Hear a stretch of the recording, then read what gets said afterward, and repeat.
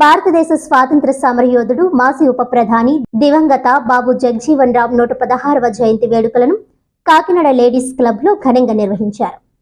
శుక్రవారం Kakinada ladies club సెంటర్లో జగజీవన్ రామ్ నిలువెత్తు విగ్రహానికి జిల్లా కలెక్టర్ జె నివాస్, వివిధ శాఖలకు చెందిన జిల్లా అధికారులు పూలమాలలు వేసి నివాళులర్పించారు. ఈ సందర్భంగా పలువురు జగజీవన్ రామ్ దేశానికి చేసిన సేవలను గుర్తు చేసుకున్నారు.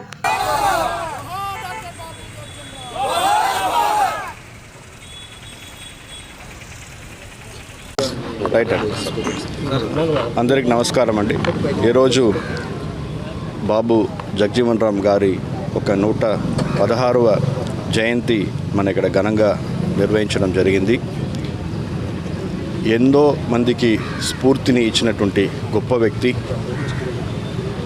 మన దేశానికి ఆయన ఎన్నో రకాల సేవలు చేసి మన దేశం ఒక పునాదికి, భవిష్యత్తుకి ఒక పునాదికి నాంది పలికారు అని చెప్పొచ్చు. ఎందుకంటే భారత రాజ్యాంగ సృష్టిలో ఒక భాగస్వామ్యులుగా ఉండి, అదే రకంగా ఈరోజు మన దేశం ఫుడ్ సఫిషియెంట్గా ఈరోజు ఉంది అంటే దానికి పెద్ద కారకులై యూనియన్ అగ్రికల్చర్ మినిస్టర్గా ఆయన గొప్ప సేవలు అందించి గ్రీన్ రెవల్యూషన్లో ఆయన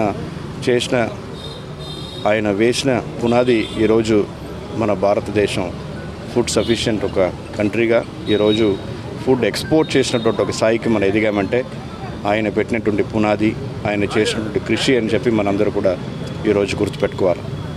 అదే రకంగా మరి బడుగు బలహీన వర్గాలకి ఆయన స్వతంత్రం ముందు నుంచే ఆయన చేసినటువంటి పోరాటాలు, మరి అడుగడుగున ఆయన మన దేశం పట్ల ఉన్న ప్రేమతో ఆయన ఎదిగి మరి 30 సంవత్సరాల ఒక వివిధ హోదాలో మినిస్టర్గా, వివిధ శాఖల మినిస్టర్గా ఉండి ఏ శాఖలు ఇచ్చినా, అది రక్షణ శాఖ అయితేనేమి, డిప్యూటీ ప్రైమ్ మినిస్టర్ అయితేనేమి, అదే రకంగా అగ్రికల్చర్ మినిస్టర్ అయితేనేమి, ఏ శాఖలు ఇచ్చినా దాన్ని ఘనంగా నిర్వహించి మరి మన దేశంలో ఉన్నటువంటి బడుగు బలహీన వర్గాలందరూ కూడా గౌరవపడే విధంగా ఒక ఆదర్శ వ్యక్తిగా మన ముందు నిలిచారు. ఆయన స్ఫూర్తిని తీసుకుంటూ రాబోయే ఎలక్షన్లో ఆయన ఏవైతే కృషి చేసి ఈ భారత రాజ్యాంగాన్ని సృష్టింపులో భాగస్వాములయ్యి ఇంత గొప్ప రాజ్యాంగాన్ని అందించారో ఆ రాజ్యాంగానికి గౌరవం చేసే విధంగా, బలం చేసే విధంగా మనందరూ కూడా మన ఓటు హక్కుని వినియోగం చేసుకుంటూ రాబోయే ఎన్నికల్లో తప్పనిసరిగా ఎటువంటి ప్రలోభాలకు లొంగకుండా మరి మన ఓటు హక్కుని స్వతంత్రంగా వినియోగం చేసుకోవాలని చెప్పి కాకినాడ జిల్లా ప్రజలందరూ కూడా ఈ మంచి రోజు ఒక వేదికగా నేను విన్నపం చేసుకుంటున్నాను.